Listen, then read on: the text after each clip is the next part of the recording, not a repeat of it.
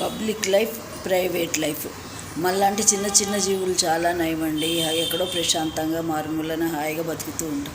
Public లైఫ్లో ఉన్న వ్యక్తులకు అన్నీ కష్టాలే. వాళ్ళు ఒక్కోసారి వాళ్ళకి రక్షణ విషయంలో చాలా స్ట్రిక్ట్గా ఉండి కూడా వాళ్ళు పాపం కొన్ని పనులు అనుకొని కూడా చేయలేకపోతారు. ఒకసారి జూబ్లీ హిల్స్కి జ్ఞాని జైల్ సింగ్ గారు రాష్ట్రపతిగా ఉన్నప్పుడు వచ్చారనమాట.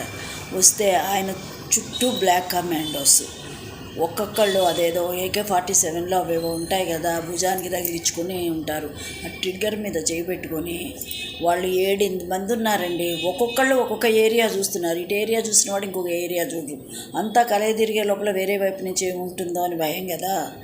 అందుకని అంత ఎలర్ట్గా కాపలా కాస్తున్నారనమాట. పాపం వాళ్ళు బెడ్రూమ్లోకి వెళ్ళాలన్నా కూడా వాళ్ళు వెళ్ళే ముందు బెడ్రూమ్ అంతా వీళ్ళు జల్లెడబట్టి వచ్చాకనే వాళ్ళు లోపలికి వెళ్ళాలన్నమాట. అంత స్ట్రిక్ట్గా ఉంటుందండి పాపం వాళ్ళ ప్రొటెక్షను.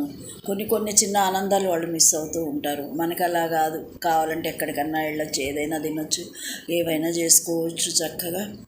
మనల్ని పట్టించుకునే నాదుడే ఉండడు. ప్రశాంతంగా ఉంటుంది మన జీవితం. ఏమంటారు?